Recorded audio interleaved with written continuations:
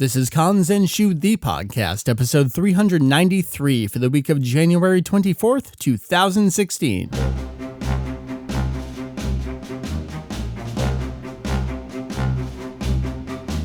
Well, hey, long time no see. Welcome to Kanzenshuu, the podcast, an extension of the all-encompassing Dragon Ball fan site, Kanzenshuu. We cover anything and everything Dragon Ball in hopes of enlightening and a little bit of entertaining. It has been a while. My name is Mike. I go by VegettoEX. By this point, we should have had for you our 2015 news recap and 2016 predictions check-in episode. If you can't tell, we have not been able to pull that off just yet, but we do have some content for your ears. Finally, that will probably be our next planned episode. But in the meantime, what you're going to hear for a topic this week is actually a look back at the Frieza arc, the Golden Frieza, the revival of Frieza, arc of Dragon Ball Super. It's a special Kerblog episode that our buddy Chris Kirbopher has put out, and he invited me along for the ride. So you will hear Chris, myself. You will also hear Lawrence Simpson, MasakoX, who you probably know best as the voice of Goku and Gohan in Team 4 Star's DBZ Abridged. So listen in very shortly for the three of us talking about the arc in Dragon Ball Super. Other than that, we have a ton of stuff on the website for you right now. That is what's been keeping us busy. The 30th anniversary Super History book just recently came out this last week, and we have been more than knee-deep in all of that content. So far, we have translations of Toriyama's introductory comment, and as I'm recording this, the full lengthy interview with Toriyama is up. Now, if you don't know, if you don't follow along, these are the kind of things we don't and cannot translate the entirety of the book. That would be wrong on several levels, and that's a great way for Shueisha to be very, very unhappy with us. That being said, a lot of the information is already on our website. This is, I think, the first time ever, perhaps, that Toriyama's weekly comments from the original serialization back in Weekly Shonen Jump have been collected in one place. Yeah, we already have those up on the website, thanks to the amazing work of Julian here at Kanzenshuu, and of course, by extension, Peking Duck over in Japan, who Julian leaned on to gather that material. Julian made this comment to me: this book really seems like Shueisha has been paying attention to the fan culture and what people like Peking Duck and even us here at Kanzenshuu, what our mission is and what we strive to achieve. And by them having all of the actual resources and original materials, they can kind of one-up us in a variety of ways. And it's great because this book is absolutely amazing. Of course, it is fully in Japanese. So again, we will be translating key pieces really for future preservation. We always like to see what is the word from the man himself, Akira Toriyama. We think that needs to be seen, needs to be heard, and needs to be preserved for all time. So check out all that content. Enjoy the podcast topic that you have coming your way. Know that more podcasts are on the way. Just a matter of getting past the holidays and getting past the winter sicknesses that have rained down upon everyone. So I think our little introduction is done. Enjoy the topic, and I'll see you on the flip side. Hello, hello, hello. This is another Kerblog where we talk about Super. So VegettoEX is here and Masako too, and hopefully you will be listening all the way through. Cause if you don't, I'll be really upset. And everybody close their windows now. But for those of you who didn't, hi, welcome back. We're doing yet another Kerblog about talking about Dragon Ball related bullshit. I'm joined by, as has often joined me many times in talking about the same bullshit, Mike of VegettoEX. Say hello, sir. Hi, Chris. Hi, everyone. And for the first time since all the way back in my my 7, or I guess technically 8, because he was late on that one, so we had the extra one with Lanny, DBZ-related Kerblogs leading up to Resurrection F coming out back in spring of last year. It's MasakoX Lawrence Simpson. Hello, sir. Hello, Mr. Kerb. I've been expecting you. Because you've invited me, so I was expecting it. Good.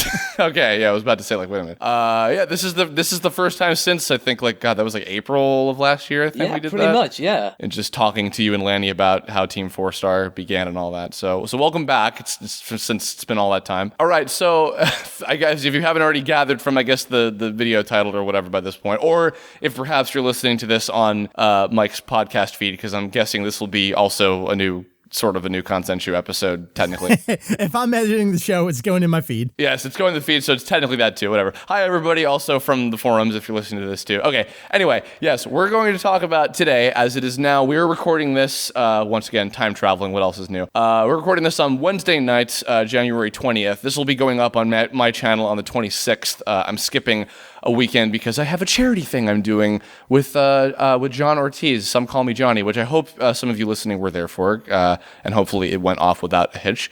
But anyway, so this will actually be coming out just after what I believe we're up to, the 28th episode of Dragon Ball Super airing? Yeah, and we're going to be starting up the next arc. Okay, well, so we'll be, technically, if you're keeping up with it as they come out, we'll technically be behind by one episode, but that's okay, because we're mainly going to talk about the resurrection of F/revival of F/Fukatsu no Fu / the Golden Frieza saga, as I'm now going to Chris, coin it. Can we just call it the other Frieza arc? Sure. I like the Golden Frieza saga. I think that's kind of cute, but in my old school Funimation lining up your videotapes to make a picture way of doing things. But yes, the other Frieza arc, the return adaptation of the new movie that came out within the last year. It's extremely strange to say that we've now had a theatrical version of the story followed by a TV anime adaptation of the same story, both within the span of 2015. But here we are. So guys, we've gone through another several months now of Dragon Ball Super airing, and Mike, you and I have been talking about this stuff. But Masako, you also just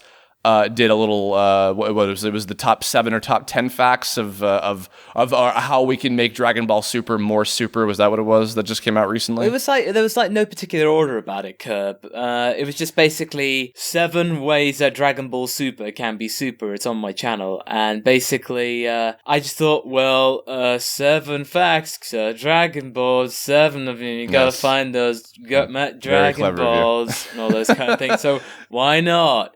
People like those articles with the number at the beginning. You won't believe what number 4 is. Oh. Well, in kind of talking about that, just recently, the thoughts have been less than stellar, but Mike and I, when we talked about the Battle of Gods adaptation, or the Beerus saga, quote unquote, as I was calling it, our kind of thing was like, all right, we like the movie generally more than the TV adaptation, but still open and excited about, what could be coming up in the future, because the new material that was added and the new just like little fun adventure-y filler episodes were enjoyable enough that it's like we're not losing hope. I'm going to assume that that's probably still kind of what we're all at, because we were about to start a completely new storyline. But I guess, Masako, since you are new, why don't we start with this? So, in keeping up with these episodes, and obviously off camera we were talking about how you have seen Resurrection F, of course, in theaters, just like we did. What did you think about just the last couple months and just kind of going about this entire retelling of what we've only just watched a little while ago? Well, the interesting thing is that outside the US, it took a lot longer to get into our hands, really. And I willed myself throughout the entire summer not to look for any kind of video feeds of it or ask anybody of my US friends to tell me what happened. So I kept spoilers at arm's length. That is incredibly impressive in the digital age. I just want to say. I was really impressed with myself. I didn't expect how I was able to do it, considering I eat, breathe Dragon Ball in some shape or form every day. But eventually, at the end of September, I scored some tickets. I went with my girlfriend to cinema in London, and it was a very small screening, but there was only one screening when I booked it, but thankfully there were 5 screenings on that day. We got it for initially 1 day, but eventually they extended it out to about maybe 3, 4, possibly 5.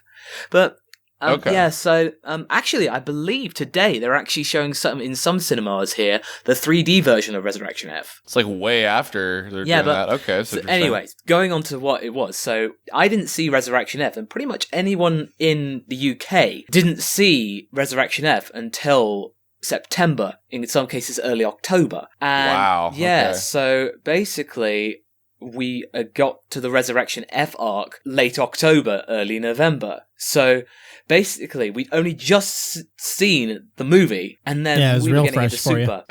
and then seeing an adaptation of it like the next week. Was that jarring at all? It was. So it was just like kind of like almost like. But I already watched it. Now can we get to the new shit? The Beerus saga for me, at least there was a bit of a gap. So I felt like, okay, I like the differences. I like that. I like that Bulma's on a boat. I like that. And yeah, despite the animation inconsistencies and episode 5. The thing was though, is that I've noticed that whenever Super gets a bad rap and there's been a really notoriously bad episode, there usually comes an episode after that where it comes on strong. Like episode 5 was really, really shockingly poor. And then only in a couple of scenes. But then episode 6 came in with some great Vegeta humor. And it was just like, nice, okay, you've redeemed yourself. And it slowly went back up. Then it just fell down again. And same goes for Resurrection F, really. On that same kind of note, just to cut in real quick, sure. And Mike, like, you know, on your website, you have a lot of extensive guides and coverage written by various folks. I was going to say, that sounds exactly like how Dragon Ball Z already was anyway. Yeah. Well, and you know, kind of to surmise that and that how, you know, there's different animation directors, you know, every other episode. There, you know, sometimes are different scenario writers, especially now in this case where there's new material to be written from the ground up. Mm-hmm. But I mean, well, I guess on that note, maybe not just to educate you, Masako, but anybody out there who might be curious, like, is there anything you want to throw in about that like maybe might be worth talking about? I mean, it goes back all the way to Super as a product from the beginning, where it was kind of announced out of nowhere. They literally had nothing to show for it. It's clearly been a rushed production from beginning to end. We've seen the exact opposite with Super from what we saw with the Frieza movie. And yeah, the UK, you guys got it a little later than everyone else, but all things considered, that movie made its way throughout the entire world much faster than Battle of Gods did. Oh, yeah. Home releases came out more quickly, although you guys are still waiting on your home release, but you're getting like a double pack and all that kind of stuff. Yeah, Super is kind of the antithesis of that, where it's rushed, it's clearly got production problems. We're hearing hints of that from the people literally working on the show itself, saying how rushed its production schedule is. The amount of outsourced animators is very different from how it was in the 90s. And Super is still, we're only just hearing there's going to be the first international release will be for Toonami Asia. It's still not out anywhere. Super is kind of a mess. Yeah, it's a very strange, I don't even know how to describe it. This sort of time that the Dragon Ball franchise is in is very interesting because off the heels of Resurrection F, which did extremely well all over the place, all across the board, and you know, with the game still doing really well and the show still being on TV, like with Kai airing on Toonami and everything, like its presence is still very much like ingrained, you know, all over the place. But Super right now is this kind of weird thing where it's like, because we still don't have it, we're not gonna have it for probably a very long time, and I don't know, I'm like, and because of the way the internet is kind of like talking about it right now in very much a bit of a negative connotation, I don't know, it's a little concerning, I guess you could say, like as a fan and as someone who like wants the franchise to do well. Right. I don't think anybody necessarily wants it to do badly. We'll get to that at the end, but what I'm hoping for is that, you know, by the time this comes out and, you know, the new stuff starts up, I'm hoping that things will change a little bit. Don't get your hopes up. Do not get your hopes up for anything there. Fair enough. Although I guess on that same note, Mike, I don't remember if when we recorded ours, some of the other little extra filler episodes between the Battle of Gods and Resurrection F stuff had come out. But I guess, you know, even if we reiterate a little bit, we did have a couple extra episodes of like, hey, here's what everybody's been up to in the meantime after, you know, the fight between Beerus and Goku. Right. And I will say, if we didn't already, that I thought those episodes were very, very cute. Yeah, they were fantastic. We did not talk about those last time. So we got the great stuff where the aliens came down and were afraid of a particular type of Earthling. And we had some great, between character moments there. Stuff like Goku learning how to use a cell phone. That is exactly what I want out of my Dragon Ball in 2015, 2016. Yeah. And those moments they were very well directed. Everyone felt precisely in character. That moment where Goku busts through like the Kool-Aid Man, I mean, it was just so spot on with how those characters are. I felt so happy that I felt so disillusioned at the end of the Battle of Gods arc, and I was like, I really don't know what to think about this. And then I get into the filler and I saw the eye catcher for Mr. Satan going Super Saiyan. And we're like, what? Right. That caused almost as much of the stink as saying Vegeta in an amusement park train. That was just like, that caused the internet to explode and go like, what? Right. And it's like, I've got to see this. It's like Will Smith says, I got to get me one of these. A highlight for me was also great Saiyaman Gohan playing with Pan and Mr. Satan flipping out about that and everything. That was a particularly very cute And who moment. could forget just Goku going like, saying, hey, I want you to hit me. Just hit me. And then just hearing old Nazar just going, Whoa! and then just picking the tractor up. I have to admit that was probably one of the funniest things I've seen in Dragon Ball in a long time. A pessimistic friend of ours who will remain nameless went so far as to say that moment that has been gifted all over Twitter and Tumblr is so far the best thing that has ever happened in Dragon Ball Super at all. I can see that. I don't know if I would agree with that, but that was some spot on animation. To get to what you were saying, yes, those transitional moments were wonderful, and like the very earliest episodes of Super, episodes 1, 2, and 3, gave us great moments with the characters. It was kind of that reunion again, and I guess the only real criticism you could have would be, well, how many reunions do we need? We had the Jump Super Animator special, which was a reunion. Battle of Gods is basically a reunion, and then we just retold Battle of Gods, so that was kind of a reunion, and then to spend more time with the characters, getting to know them again, did we need that on top of it? So I feel like that's the only real criticism you could give of that transitional material. I'm not going to call it filler because, again, this is the original product. It's, yes, filling time, but definition filler, shonen, blah, blah, blah, blah, whatever. All in all, I think you pretty much had a great time watching that transition. All the meanwhile, you're waiting for the new version of the Frieza arc to start. And then even more, furthermore, if you're following along with Toyotaro's manga that's being published in V-Jump each month, you know there are more characters that need to be introduced, and you're sitting there going, wait, in the manga they're already here. When is this gonna start? So you kind of get that anticipation building and looking for the differences, and how is that going to be different from that with all the other differences on top of it? So there's a lot of analysis going on while you're watching it. See, funny thing, kind of tying them with two different points you just kind of hit up. So in talking about the reunions, so the Jump Super Animator, for those of you who have not seen, it's the return of Goku and his friends special. Previously, when Battle of Gods came out, even in the dub, they kept everything with this is accurate. Vegeta's little brother Tarbal was acknowledged as a character who exists, and we didn't get the Jump Super Animator anywhere else outside of just on that website and at the festival that they showed it at in Japan. Yeah, it was 2008, and Toei, well, really Shueisha was in charge of it. They did do a global stream of it, subtitled in I think 4 languages, so there was a legal option to view it. And then the only other thing we got, Tarbal was included as a playable character in Raging Blast 2, which I think was 2010. Yes, I believe so. Yes, so. And then in the Battle of Gods adaptation in the anime, we didn't talk about this, Mike, because it just wasn't worth mentioning. Yeah. But Tarbal was not brought up in that little moment of, we have to find 5 Saiyans for Goku to do the transformation. Oh, don't you have a little brother? They did not keep that in there. Right. And interestingly enough, in terms of what we're looking forward to with some certain new characters, we have perhaps a new Saiyan character who happens to look a lot like that same design of Tarbal. It's not the same character, but he looks a little like him. Yeah. And even on the dub side, part of me kind of thinks that because Tarbal ended up amounting to nothing and they never dubbed that special in the end, and Todd Haberkorn was lined up to play him because he did him in Raging Blast 2. Part of me thinks maybe Chris Sabat was just I'm just going to give you Jocko because Tarbal didn't amount to anything. Exactly. You deserve something here.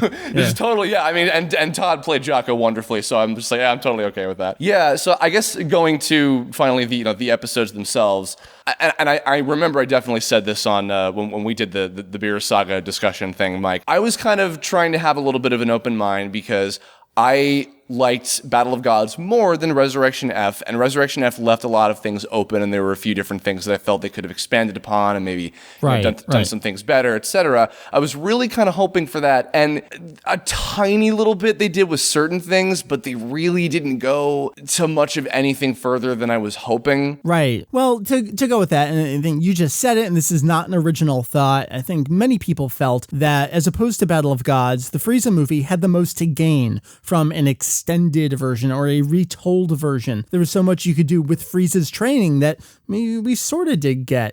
Some of the things we thought might be expanded were not, and some of the things we didn't expect to be expanded were. So maybe let's take it in that direction for a little bit. Redirecting your own question here, Chris. Again, I can't help it. I'm so used to moderating discussions. I just plug myself in please, rein me in. So over to the Masako of the X's. What did you think? Let's go specifically to Taguma. That was so different that I don't think any of us expected that to be the different thing, right? I have to admit, again, I was discussing this, and in my mind, I was just thinking, oh, as soon as I saw the frog, I went like, oh, yeah. Right, oh, interesting. And because I had a feeling, because that Taguma in the movie is basically shot off into space. Right. As like collateral damage of Frieza having a little temper tantrum. First temper tantrum of the day and new life.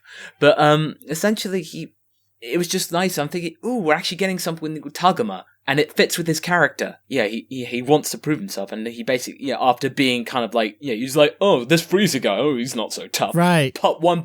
Basically almost like one punch. And he's just basically absolutely like, I don't know what to think about my life anymore. Frieza, you caused all this turmoil in my mind. Teach me, and sort this out. Basically atone for my confusion.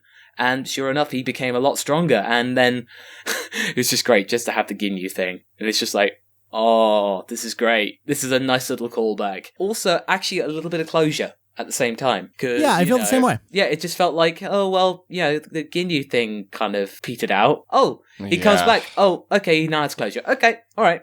He can go off and join. He can go and join off his Ginyu Force buddies. See, okay. For one thing, first of all, I'm gonna put this out here because I know there's gonna be some comments about this. If you want to get really technical, oh, but how the frog would have been dead for all of these reasons? Yeah, we get it. That's great. I don't care because it was a really funny idea. So I was able to look past the logic of how, oh, but that doesn't work because of all these other 10 things that happen in the story that would prevent that. Whatever. It's like taking liberties. It was a funny idea, and I was cool with them doing it. Just to go along with that, and this ties back to the Frieza movie, something Toriyama said about it is that as the author, him finally getting back some of that control as the original creator, he's hinted at this before with things he's done, but he just flat out said he doesn't really care that much about continuity, and he feels like whatever the best decision is for the story, whatever's fun, whatever makes not the most sense, but just the most sense in the moment, he's happy to go along with it. Continuity be damned. And I think that's just, like you were saying, it's a clever little thing, and they had something to do with it, so why not do it? Absolutely. And even, because it's funny, because even in the movie itself, it's like,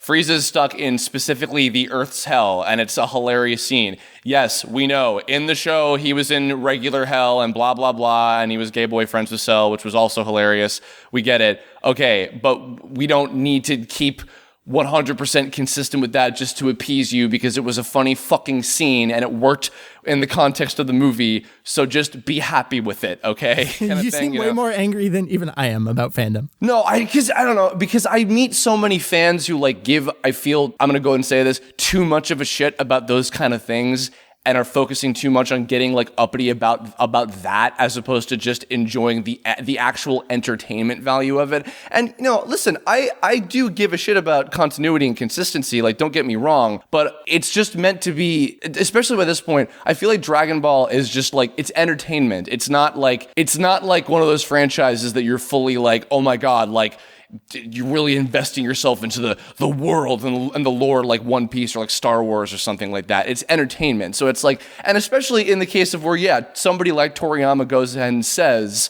it's I'm just trying to write something interesting and funny and entertaining, enjoy it or not. It's that's the mentality to take. So that's whatever. That's my little mini rant on that. I agree and disagree with that mini rant as someone who spends an inordinate amount of time dealing with the lore of the series. I appreciate the continuity when it can be maintained, and I very much disagree with the shut up, turn your brain off, just enjoy it, because I think we want to hold the story to a higher standard. It is 30 years old at this point. There's so much more you can do with it. We're all older along with it, of course, with the new fans. So there's just a lot of things pulling the series in different directions. But like you were saying, like I was saying with Toriyama, I think at the end of the day, you have to come to terms with who Toriyama is as an author. And at the same time, remember that he's not the only one in charge of it. And also just to end that as well, because to kind of go with what you were saying as well, my kind of thing is more about, in agreement with your point of that canon is something that is so like whatever in Dragon Ball, that's why I don't think it's worth like getting so like about in general. Like that's more of my nothing thing. Now. All right, well, I'm redirecting again. So we were talking about the Ginyu stuff, a little bit of Shisami there. So talking about Ginyu thing and everything, which was really funny. I felt like it was not really utilized like to its fullest extent. Like it was a very, very funny idea, like I was saying, but like in the end, it amounted to like, here's one episode and he acts like Ginyu and he's funny and it's like, all right, cool. But then it's just like, okay, he's gone now. Right. And then that's over. So this was something I was hoping for in the TV version was, will we get to see what is Frieza's actual training? And while we didn't really see it, we got a really dark hint of what it was there out there in space with Taguma. So I appreciated that. But then at the same time, like you said, we came back and then we got these couple jokes and then it was all for naught. Yeah, and then it was all just like, okay, here's straight up all the stuff that already happened in the movie. It's like, oh. I was actually kind of reminded when I saw the training with Taguma and Frieza. I was kind of reminded when Vegeta was like frantically trying to find out how to become Super Saiyan. Definitely. Yeah, I got that vibe, and I thought maybe it's a common place. Maybe it's somewhere that Vegeta went to train, and then Frieza went like, That's where true. did Vegeta go to train? He probably just ate what Vegeta did, and remembering after all the whole Zenkai boost and all that kind of stuff. Where do we go in space to be angry and throw a temper tantrum, and then we get what we want and we become gold? So what you're saying is complain long enough and loud enough, and you get what you want because you're a spoiled baby. And in space where nobody can hear you except for Taguma. Right. Okay, this is going to be my one. I don't usually like to do this sort of thing, but this is going to be my one kind of like, if I were to do it, kind of douche moment. Just because this was something that I was really hoping. I should say something I was hoping that they would have done is, and this is spinning off the bit about Frieza's training, is I was hoping so desperately that they would do an episode, just one, all we needed was one episode of going back and forth between Goku and Vegeta training with Whis up in Beerus's realm, and Frieza training, I didn't even realize that Taguma was going to be involved, but just Frieza's training at the same time, and showing the differences between those. That would have been great. I think that if they had done an episode like that, that would have been incredibly cool, very in-depth, great room for character development, great expansion upon what was already shown in the movie. I would have loved something like that. Now, granted, I did like that they did show a lot more about the training between Goku and Vegeta, and yet once again, this always seems to be like a but, and followed by all of these, kind of like, oh, this was cool, but. Then the other kind of major thing I was sort of hoping for was just like. Just a little teeny tiny something extra to show about how the blue-haired Super Saiyan Blue God Super Saiyan form works. The one little teeny tiny thing that we got out of it, and it's like, all right, I guess that's cool that we got that, was that Goku has a line, I think it was in the most recent episode, where he says, I needed help from those other 5 Saiyans to reach the God form the first time. Vegeta was able to achieve this transformation entirely on his own because he's that good. And it's like, all right, well, there is a reason, I guess. Yeah, that was actually going to be my question for you guys is, so like you were saying, you wanted an explanation for it, and we didn't get an explanation for it. We got an answer about it. And I think that's a very distinct difference in explanation versus an answer. Do you think it was a sufficient one? I mean, I don't know, because maybe even part of me is like, oh, will we somehow learn more or something? I don't even want to hold on to that hope at this point. I think my biggest issue with it was that up to now, all the major transformations in Z and Dragon Ball and even GT, they had some sense of occasion. I mean, even when Goku became Super Saiyan God, that had a sense of occasion and significance. Even in Super, that the scene, the music, and the soundtrack in Super when he became Super Saiyan God was really, really epic. I thought, nice. Okay, I'm pumped. I liking this.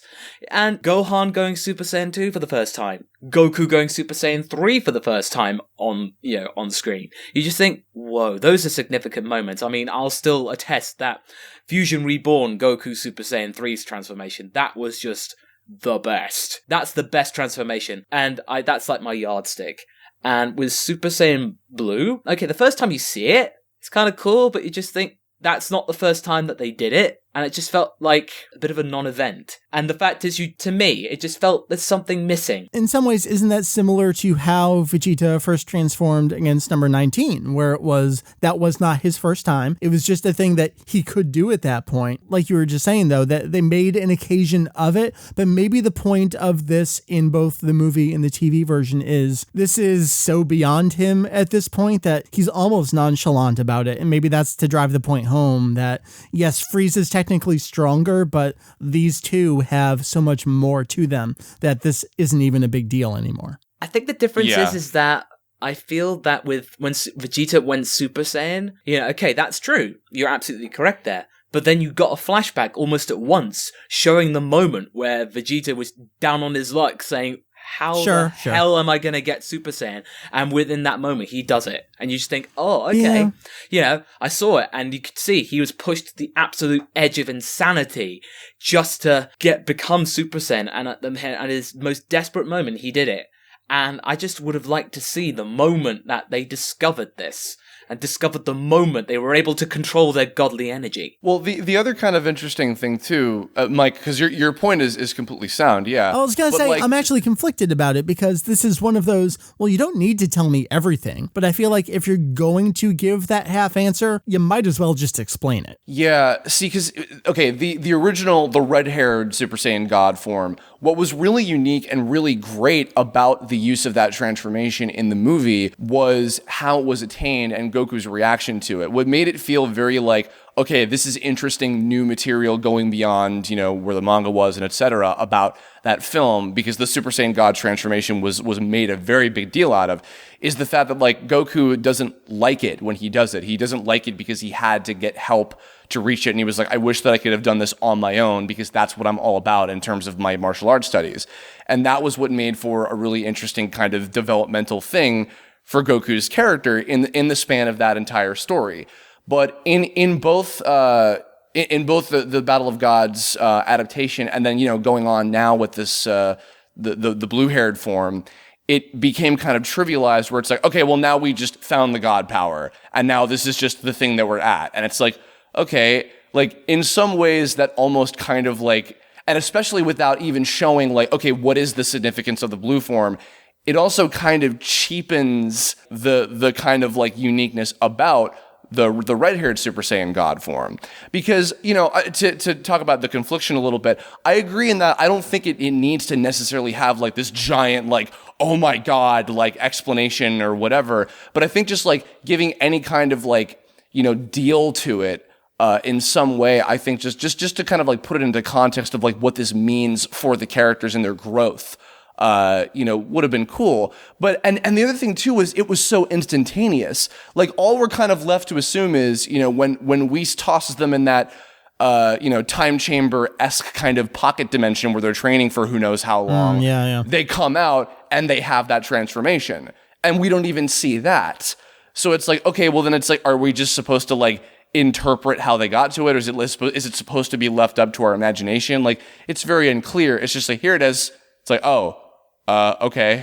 Yeah. So I don't know. It felt like a letdown. It's interesting.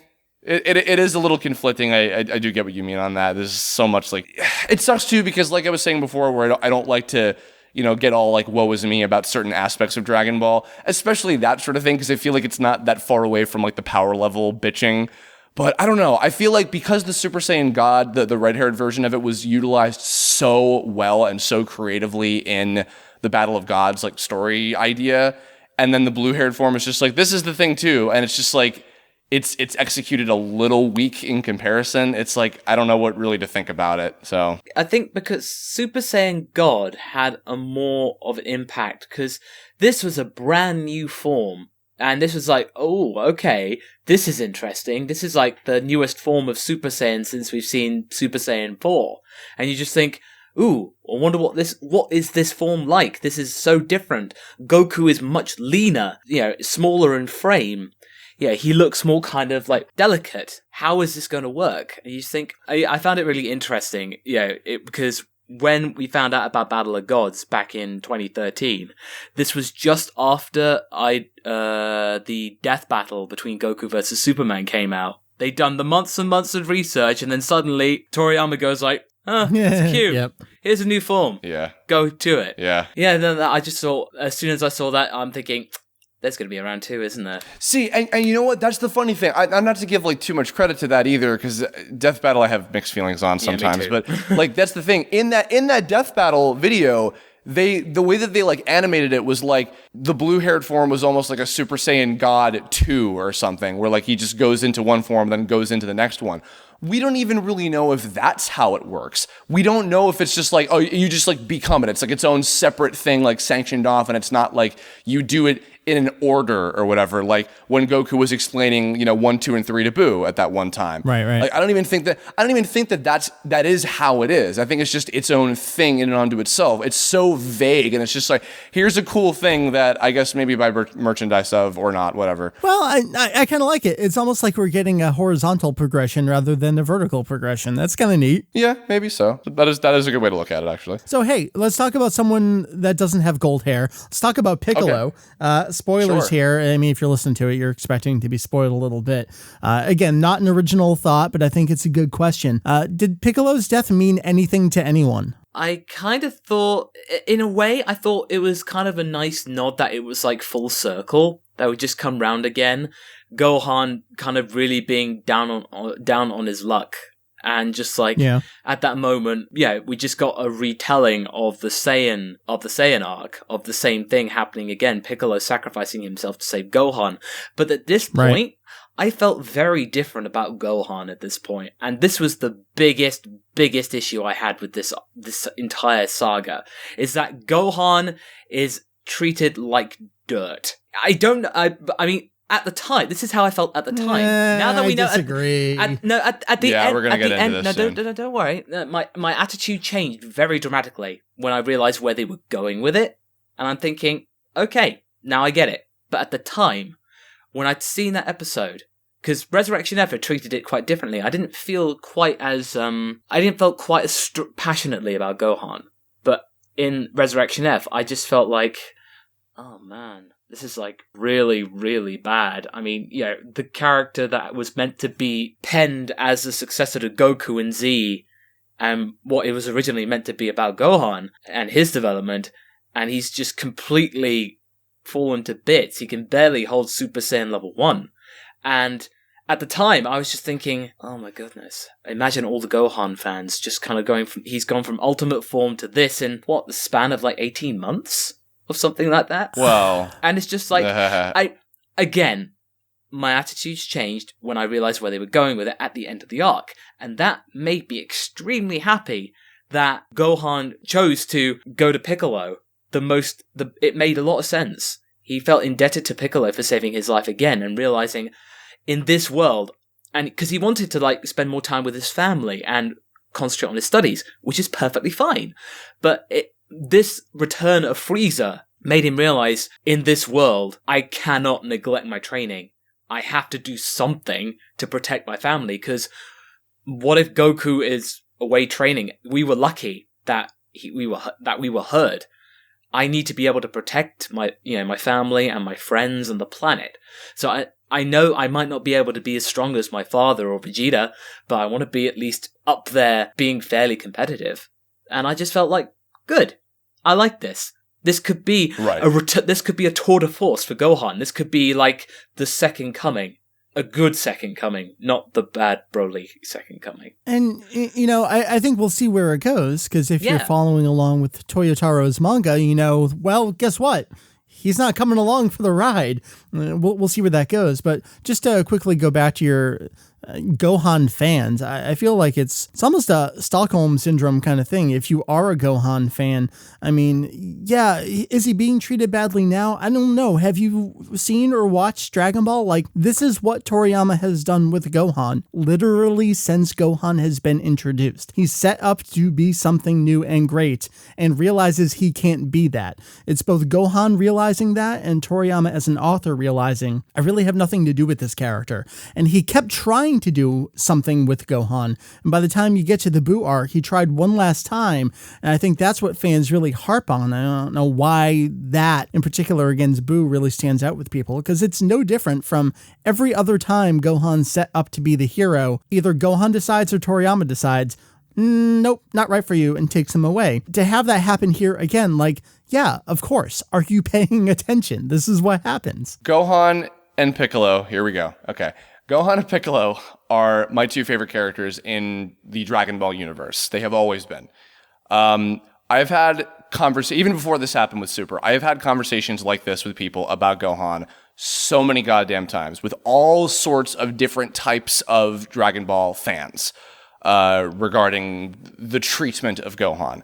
My personal thought is I think that it's perfectly acceptable that he doesn't. In the context of the story, that Gohan doesn't want to be a great, amazing, legendary fighter, or even just a fighter in general. I think it is perfectly acceptable that he places value in other types of things, like having a family and taking care of that family and living a normal life with a job. Yeah. A lot of people that I meet, and I think the reason why is because they look to how cool he was in the fight against Cell. And he was extremely fucking cool. I agree. Absolutely. I liked him. I love him there too. Yeah. Oh, yeah. Yeah. And you know what? Because a lot of people I know who aren't Gohan fans only thought he was cool in that one fight against Perfect Cell when he goes to the two form, what later was turned into the two form. And every other time they're just like, oh, he's like an annoying whiny little bitch and blah, blah, blah, this and that. He's just crying and complaining and mad, etc.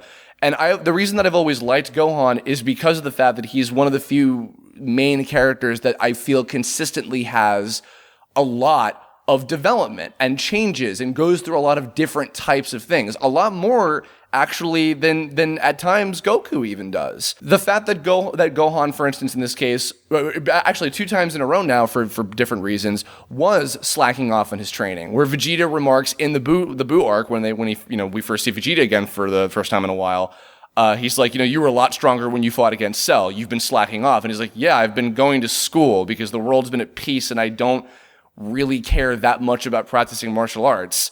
I'm strong enough to be able to, protect people if it calls for it, like I fought the fucking bank robbers and then, got into the whole Saiyaman mess. And then in this case where he's an adult and now he's got a wife and kid to look after, it's like, yeah, like, because I liken it to this, for instance. I've been out here in California for a little while, and there was this very successful voice actor who I've become acquainted with, and there were rumors flying around that this actor was going to be moving back to where they came from and away from LA when their career was really beginning to take off because they had met some girl that was living back in where they came from or whatever, and so suddenly all of these people that I knew who were hearing about this were like, oh my god, what is so and so fucking thinking that they're doing? Like, they're throwing their career away and blah, blah, blah. And I'm just like, okay, hold on a minute. First of all, there's more to life than just your career. And second of all, they can still do acting from wherever. Maybe they're not landing big parts in California because that's where all the biggest stuff is. That's where the Gokus and the Vegetas of acting are, but it's like they can still, be an actor where they came from originally. And if they place more value in, love and having a life outside of just their career, there's nothing wrong with that, and lecturing them is completely unnecessary. And I know that sounds like maybe kind of an extreme example to give, but I really think it's a good kind of, same kind of metaphor where it's like, I don't think that Gohan has to be this super fucking badass, oh my god character on the same level as Goku and Vegeta because he's a different kind of character. It's like, do we fault Bulma for being like not a fighter and weak or whatever and like useless, quote unquote, or not going on adventures all the time anymore? Yeah, I mean, characters change, and sure, maybe some of that is the fault of Toriyama kind of realizing, well, I don't know what to do with this character anymore, as he's done countless times with countless characters in countless series. It's not restricted just to Dragon Ball. Right. But yeah, I agree. But I also don't think that even Gohan and Bulma, like for instance, I don't think they fall into the same category as somebody like Launch or whatever, some of those kind of characters that just fall by the wayside. Because like Bulma's purpose is she's funny, and she is. She's fucking hilarious. And even Jocko, who's not strong at all in the grand scheme of things, he's funny, and he serves his purpose.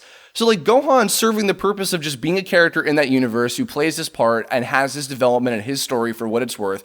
And the fact that Masako, to go back to your bit about how, the fact that he's acknowledging, okay, maybe I should pick back up on this a little bit. Piccolo, help me out because this is my reason for doing that. That is good. That is a path of development. And I think that that's completely something that's worth appreciating. So I think this will actually maybe kind of actually be a point in Gohan's life where he's able to strike a perfect balance of the two. Because he's been conflicted, because he's half Saiyan, half human. He is, Chi-Chi wanted him to become a scholar, he has, but Goku wants him to be a competent fighter.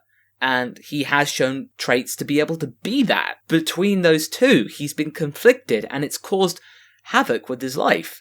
And, he's had periods of stability, but in the end it comes back to bite him really bad. In the fact that he is almost killed by Frieza and was barely able to kind of defend himself. And it's just like, it was just that moment of clarity. And you just realized, I can't be one or the other. Let's try and do both.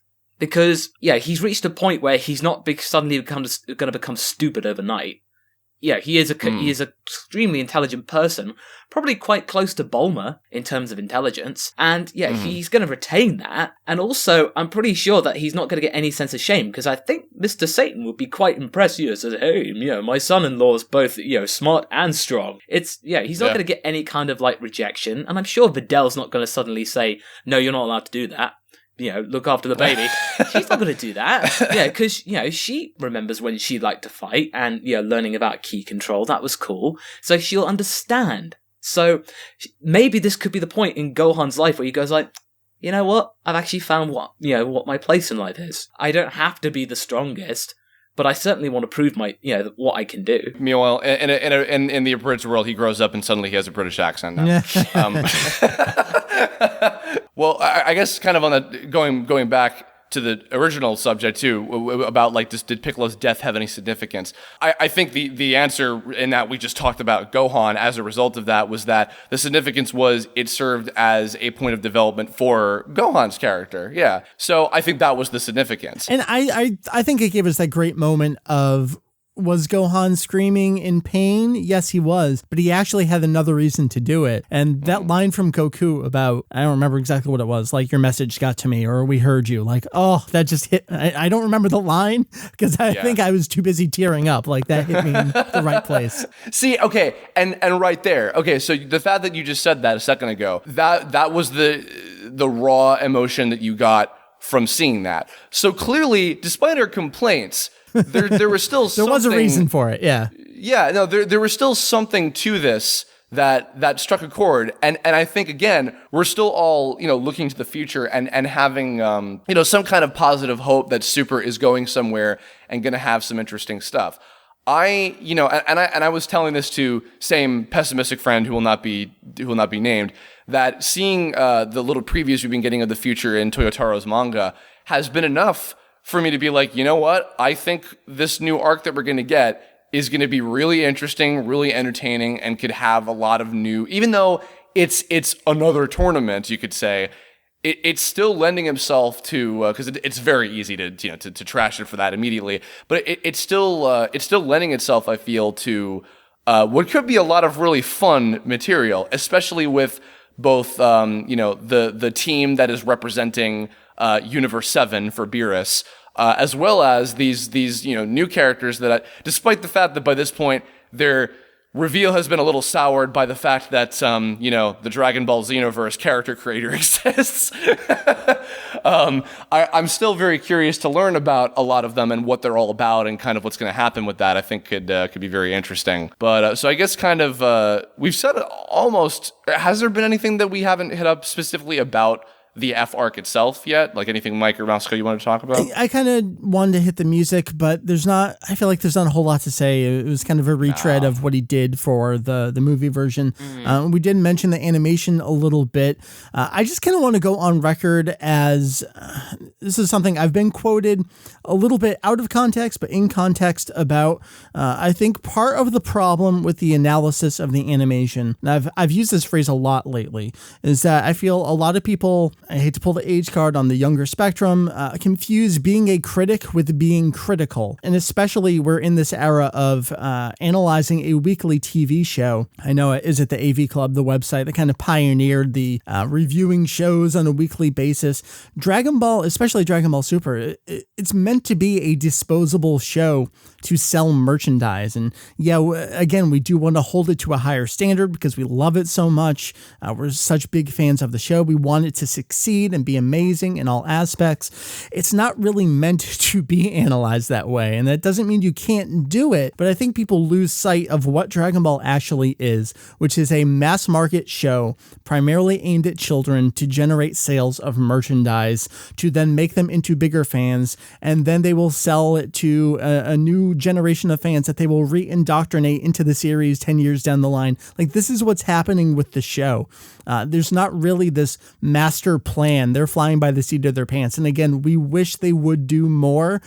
And so I don't think the big hubbub over the animation, even acknowledging what a rush schedule it's under and how poor it can look sometimes, I don't think it's actually as bad as people say. A lot of people pull out those in-between frames, and I think go back and look at the movies. Go back and look at the recent movies. Go back and look at the original show. Go back and look at the theatrical films. DBZ Movie 6 has some of the worst animation in the show itself compared to the show itself. I say that it's no different from how it used to be, and people come back, no, it's completely, no, it really is. This is exactly how Dragon Ball has always been and will always be, and you don't have to like it, but you do have to accept it. And yes, some shots are not great, but like Masako was saying earlier, that next episode is probably going to look better and be a more enjoyable episode. So just hang on another week and remember that Dragon Ball is a serialized show. There's always something new on the horizon, and it doesn't make a whole lot of sense to get too hung up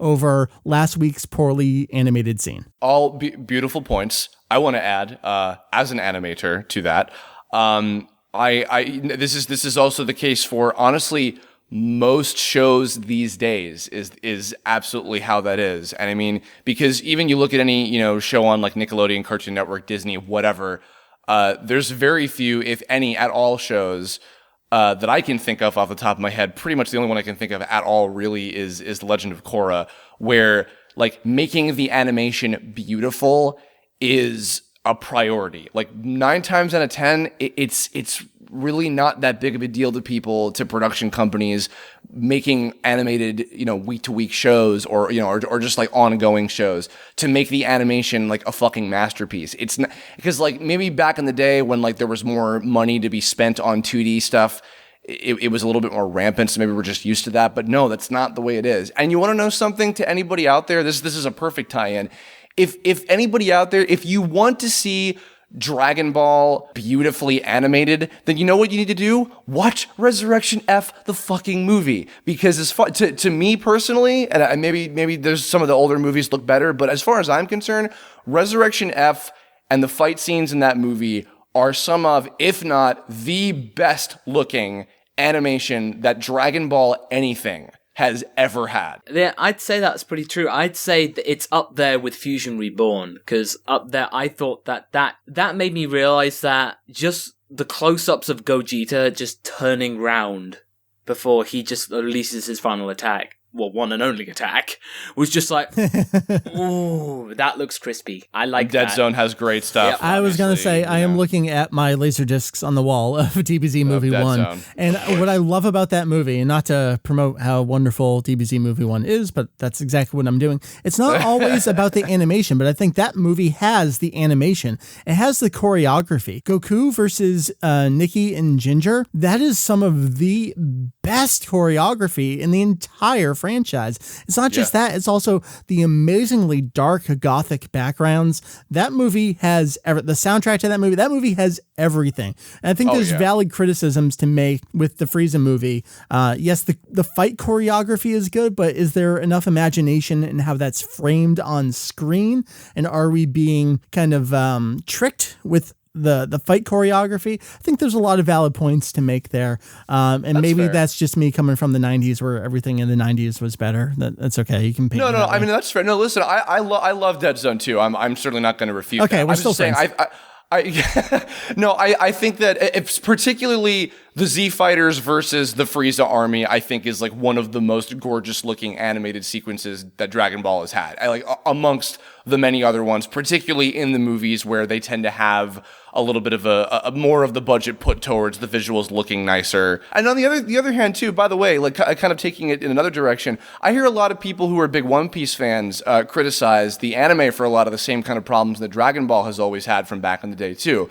But recently, I don't know if I'm assuming you guys probably haven't seen this, but one of the most recent episodes that aired for One Piece was also a very big one that also featured a transformation of the main character, and it was beautifully animated, beautifully paced out. It felt like a 22-minute like feature film, the way that like it was choreographed and like storyboarded and everything was fantastically done, I thought.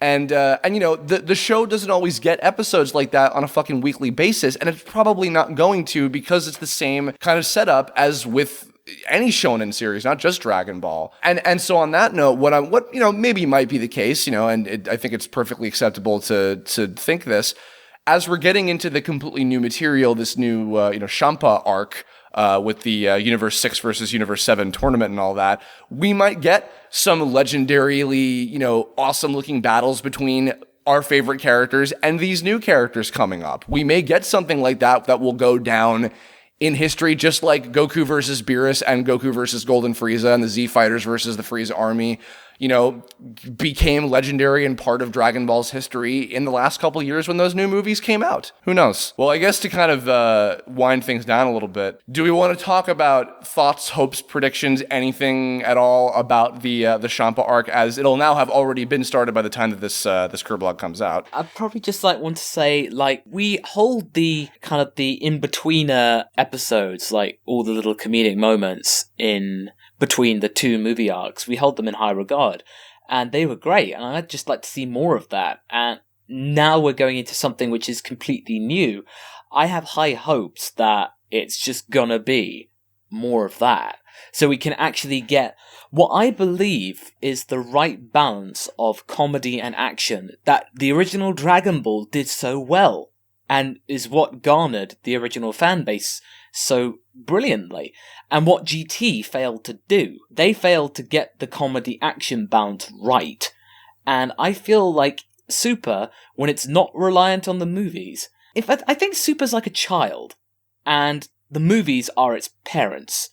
It's kind of reliant on its parents, but now it's reached adulthood, and it needs to now go out and venture on its own and see where it goes. That's the way I see it. Yeah, I agree entirely. I think they were beholden too much to the original story while wanting to do something new with it, while also stalling for time. To be fair, those movies made over $100 million worldwide. So I'm thinking, and it cost a tenth of that to make. So I'm thinking, right, exactly. Yeah, so, no wonder they want to kind of milk out those plots a couple more. You know, those plots though.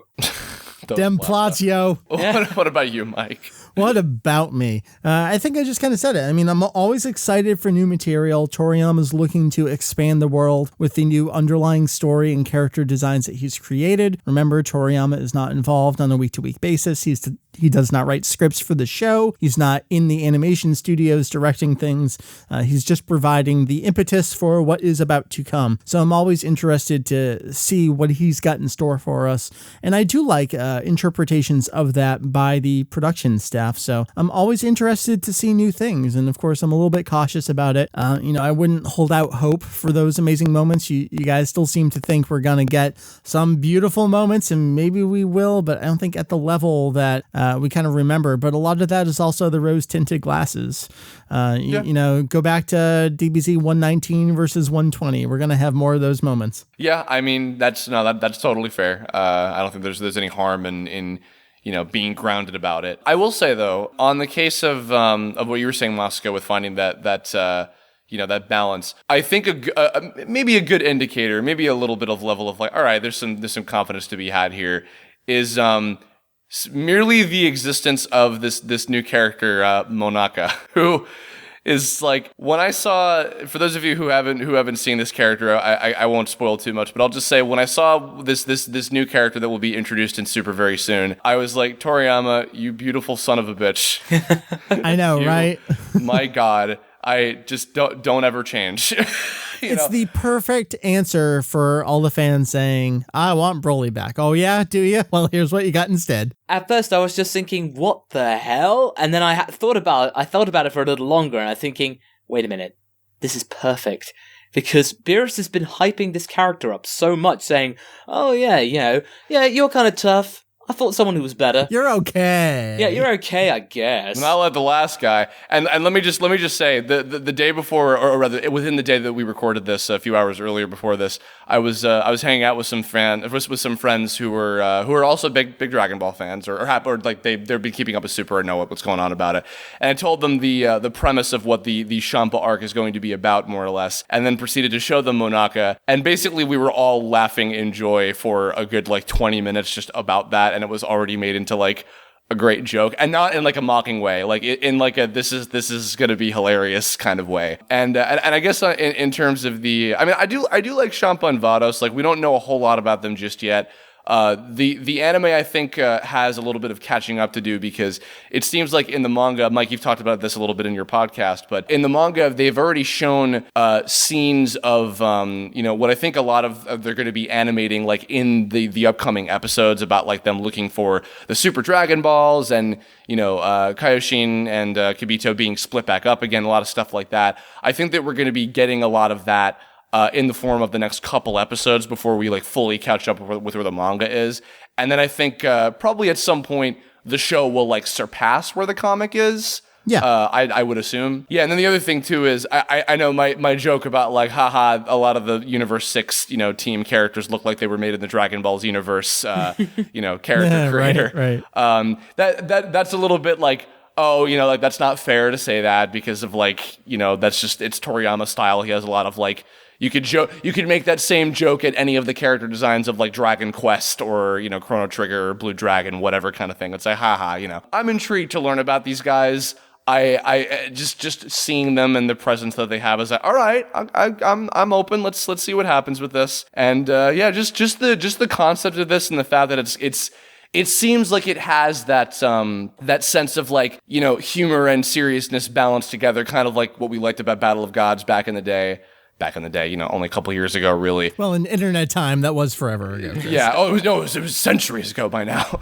It's making me still, despite, again, the issues with the Golden Frieza saga, as I'm still calling it, so there, you can suck my nuts. Sorry.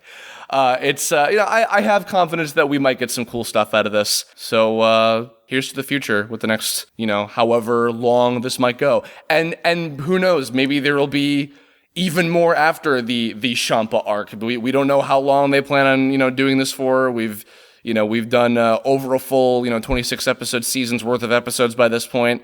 There's been no indication of how many they're going to do or how long this is going to go for. So, I mean, in terms of length, I think, as this is Dragon Ball, they'll do it for as long as they can get away with. 64 whole episodes. I think they'd like to see if they can get longer than GT. Any closing thoughts before we run away screaming and kicking? I'm excited. I'm optimistic. I'm also cautiously optimistic, but that's how I am with everything. I'm all those things. And a bag of chips. Yeah. All right. On that note.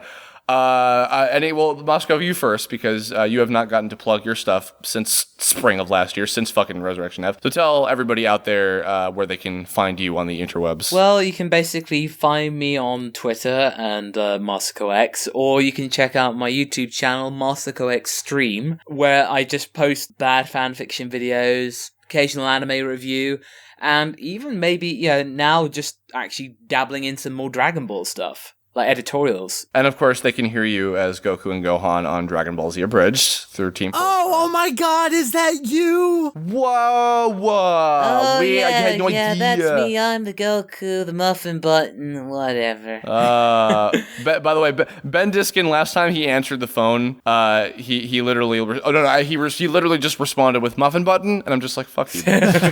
So you've infected him. Congratulations.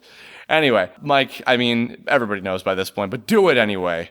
Hi, my name is Mike. I go by VegettoEX when I don't go by Mike. Either or is fine. I'm one of the 4 dudes that runs Kanzenshuu, KANZENSHUU.com. We are that Dragon Ball site that all the stuff comes from. You can go there, you can read things, you can listen to things, and thanks. Thank you guys for joining me. Thank you everybody out there, whether you were on my YouTube channel or perhaps on the Kanzenshuu podcast feed. Oh, did you plug? You plugged that? Yes. What? Oh yeah, we have a podcast. We haven't recorded one in a while because everyone's been sick and on holiday.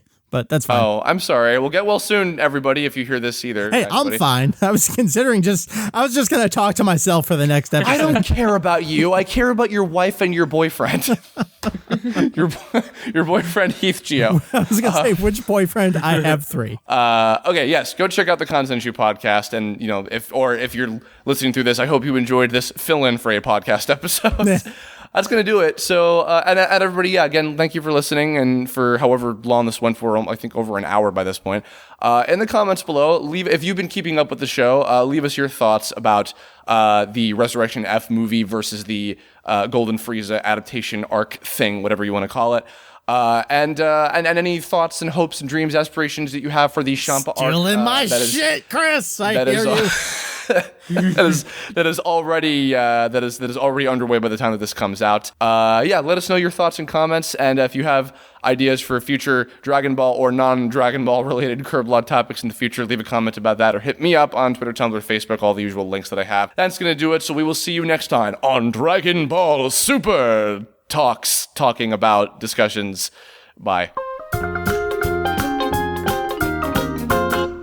I would say thanks to Chris and Lawrence for joining me, but I really joined them. So thank you for allowing me to join you. And like I said, because I edited it, I get to release it as a podcast episode. So it's kind of a nice little bonus that I can include it here. Again, like I said at the beginning of the episode, we have a ton of stuff going on the website. In addition to the Super History book, we are keeping up with all the regular news, all the regular Dragon Ball Super content. Be sure to check out our episode guide pages. We're pretty good about, and I say we, it's mostly Heath, pretty good about within a day, even sometimes, of having the episode guide up with a summary of the episode, with the notes about the episode. We keep up with Toyotaro's manga adaptation. You can check that out for a little preview of what's coming down the pipeline. There's just so much stuff on the website, a lot of little things that we don't necessarily tell you about or update to, so there's lots of little surprises here and there as we keep things tidy and updated and relevant. But that really has been a full episode right there, so I'm going to leave it. My name has been Mike, VegettoEX. You can join us, www.kanzenshuu.com. That is kanzenshuu.com. I can pretty much guarantee